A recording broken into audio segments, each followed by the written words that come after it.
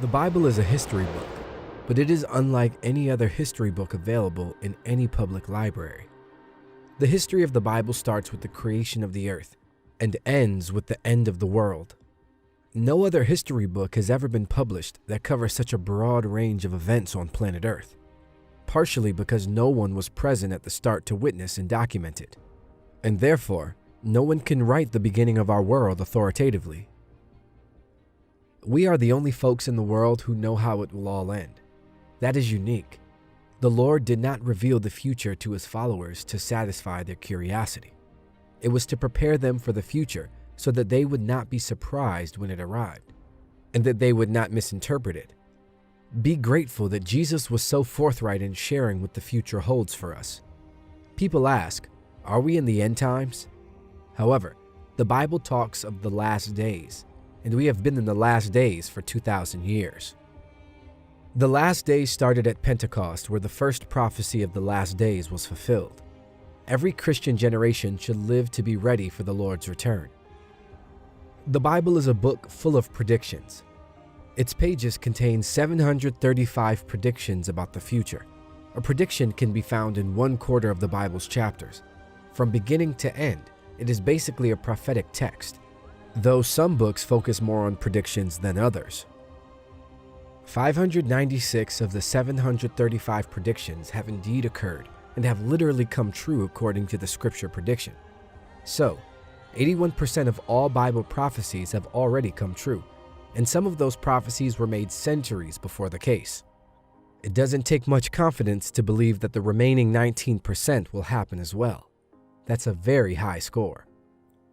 The Bible has proved 100% right for every prediction that could have been fulfilled by now. Of the rest, most of them are concerned with the actual return of Jesus and what follows after that. How many of these predictions remain to come true before Jesus returns? The answer is about 20, and we are watching to see those happen first before we look for the Lord's return. Jesus told us to watch and pray. What do we watch? We cannot stand still and watch the clouds to wait for him to appear. That is not what he meant. He meant, keep an eye on what's going on in the world and see what signs I gave you to help you prepare. Signals are the signs. So let's look at Matthew chapter 24, where the disciples asked him, what will be the signs or signals of your return? What would we do if we don't know when it's going to happen? To their inquiry, Jesus gave a direct and unambiguous answer. We can thank God that he responded in such a straightforward manner. In the book of Revelation, he gives a much more detailed and comprehensive response, but here, he gives a rundown of the signs that will precede his arrival. The disciples approached Jesus secretly as he was seated on the Mount of Olives. Matthew 24, 3-36. Later, Jesus sat on the Mount of Olives. His disciples came to him privately and said, tell us, when will this all happen? What sign will signal your return and the end of the world? Jesus told them, don't let anyone mislead you, for many will come in my name, claiming I am the Messiah. They will deceive many, and you will hear of wars and threats of wars, but don't panic. Yes, these things must take place, but the end won't follow immediately. Nation will go to war against nation, and kingdom against kingdom. There will be famines and earthquakes in many parts of the world.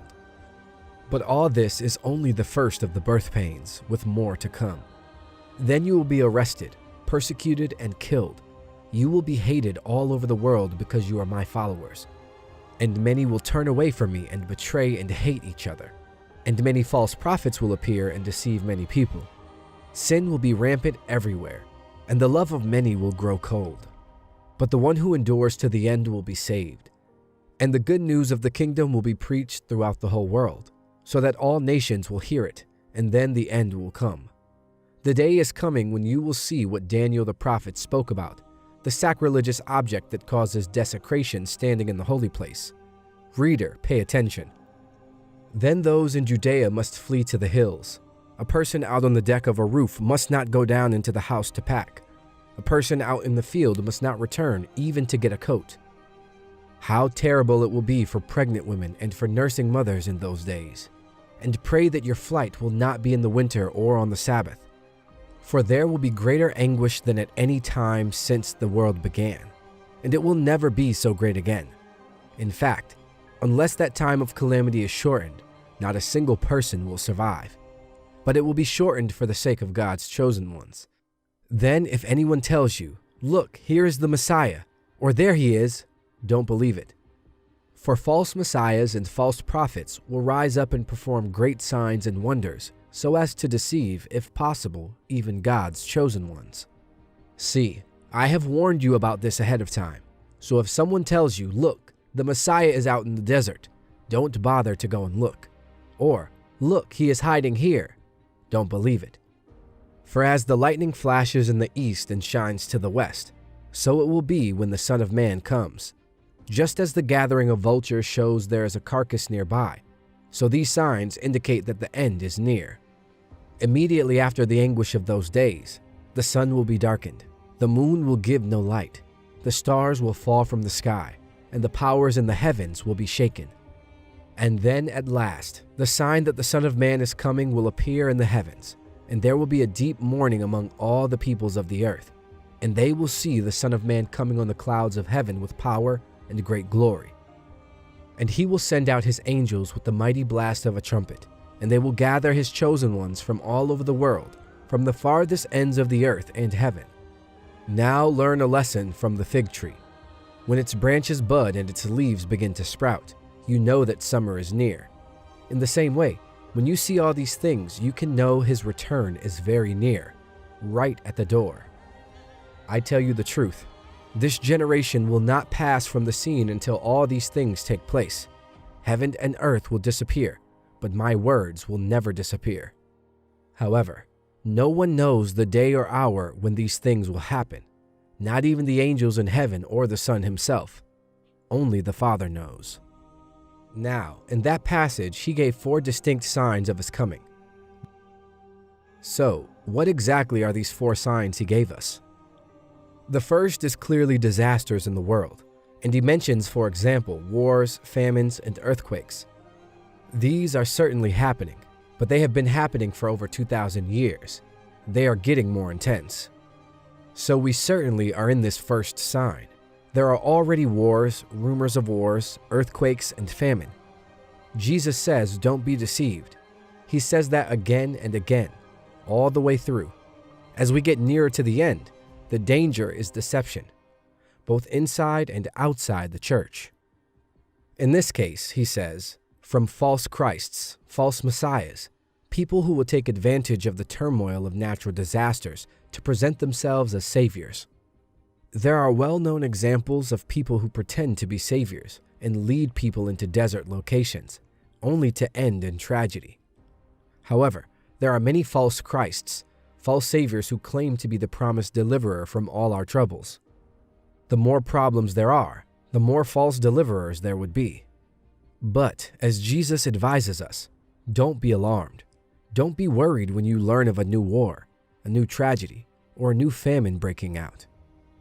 He said something astonishing. These are painful events, but they are not pangs of death.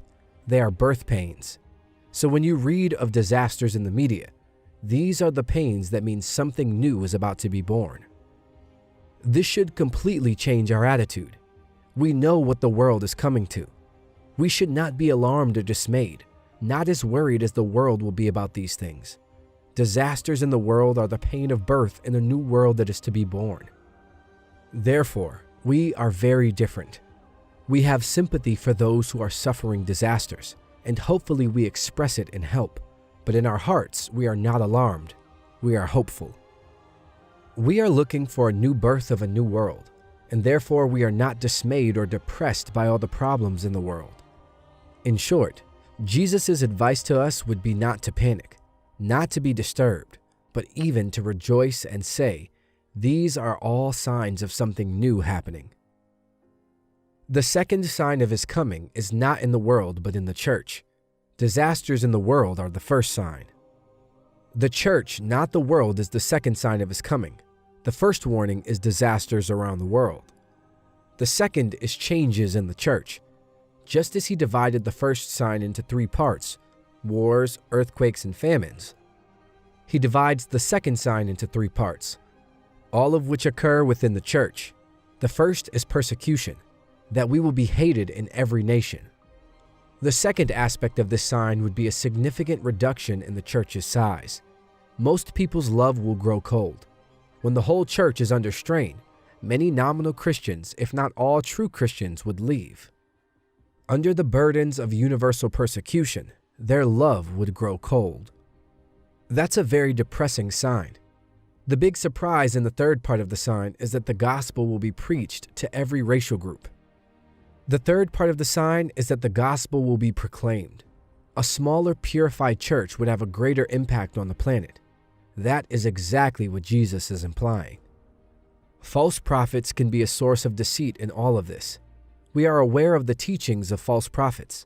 When there is no peace, they teach peace. Rather than being a source of challenge, their message is one of comfort. It's all right, it won't happen, they'll say. Now, Jesus' advice is to keep going. Don't give in to these false prophets. Whoever perseveres to the end will be saved.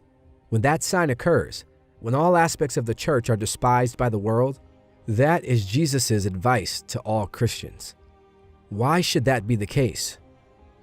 The answer is that wheat and tares grow together, and the closer they get to full maturity, the more tension there will be between them.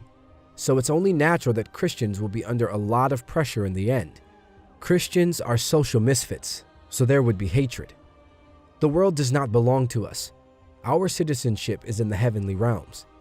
We are unique, and it is because of our uniqueness that hate can arise. Since Jesus was so different from everyone else, he drew hate against himself. John 15:19. If you were of the world, it would love you as its own.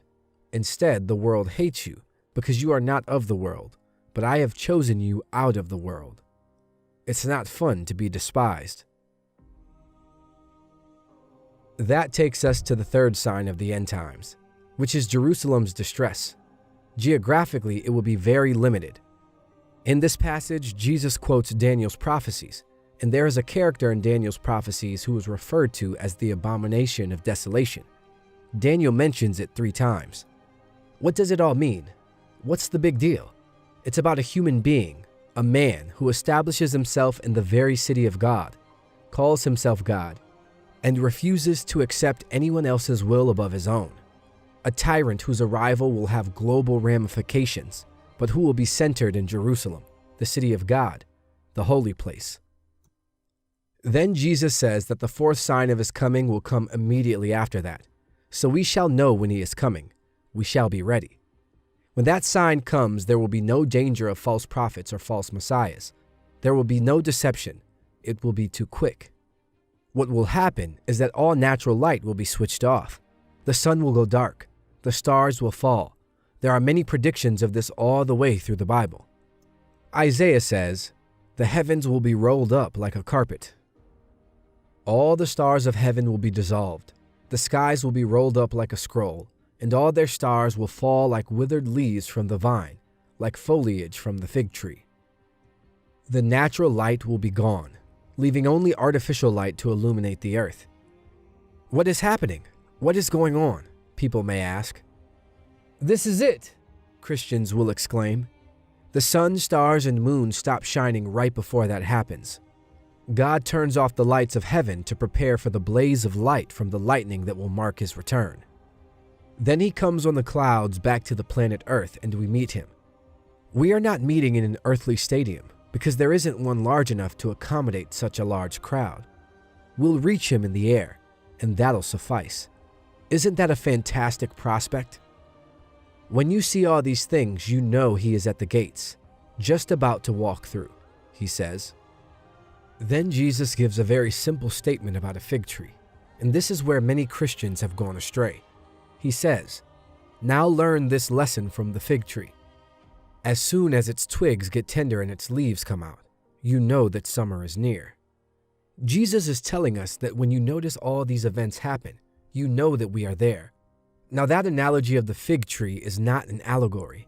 It is a straightforward analogy from everyday experiences, such as Jesus often presented in his teaching. You see the fig tree doing this. You say the summer is coming. and it will come. In the same style, when you notice these 4 signs, you know that summer is coming. Sadly, people have read it as an allegory. In closing, our question for the day: what's a worship song that has helped you feel closer to God?